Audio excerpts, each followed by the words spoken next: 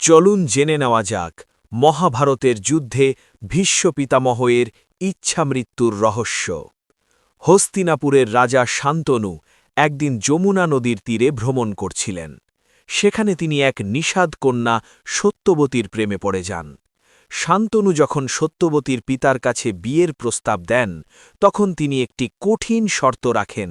সত্যবতীর গর্ভে জন্ম নেওয়া সন্তানই হবে হস্তিনাপুরের ভবিষ্যৎ রাজা, দেবব্রত নয়।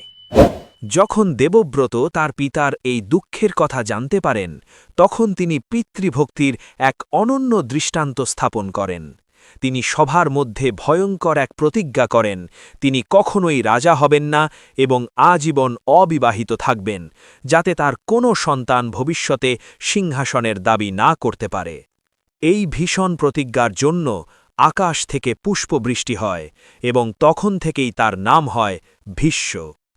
পুত্রের এই অসামান্য ত্যাগে আবেগ আপ্লুত হয়ে শান্তনু তাকে এক বিরল বরদান দেন, ইচ্ছামৃত্যুর ক্ষমতা। এর অর্থ ভীষ্ম নিজেই তার মৃত্যুর সময় নির্ধারণ করতে পারবেন।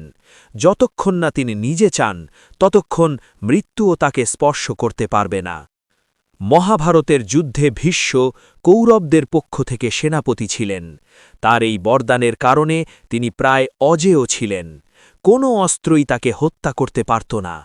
শেষ পর্যন্ত ভীষ্ম নিজেই পাণ্ডবদের তার মৃত্যুর রহস্য জানান। তিনি কোনো নারীর বিরুদ্ধে অস্ত্র তুলবেন না।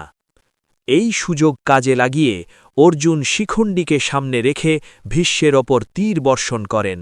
শিখণ্ডী পূর্বজন্মে অম্বা ছিলেন। ভীষ্ম শিখণ্ডীর বিরুদ্ধে অস্ত্র না তুলায় অর্জুন সহজেই তাকে বিদ্ধ করতে সক্ষম হন। ভীষ্মের সমগ্র দেহ তীরবিদ্ধ হয়ে যায় এবং তিনি বাণের শয্যায় শায়িত হন। তবুও ইচ্ছামৃত্যুর বরদানের কারণে তার প্রাণ ত্যাগ হয় না। তিনি উত্তরায়ণের শুভ মুহূর্তের জন্য অপেক্ষা করেন, যখন সূর্য উত্তর দিকে গমন করে। প্রায় ৫৮ দিন তিনি সেই বাণ শয্যায় শায়িত থেকে পাণ্ডবদের রাজধর্মের শিক্ষা দেন এবং অবশেষে নিজের ইচ্ছায় দেহত্যাগ করেন।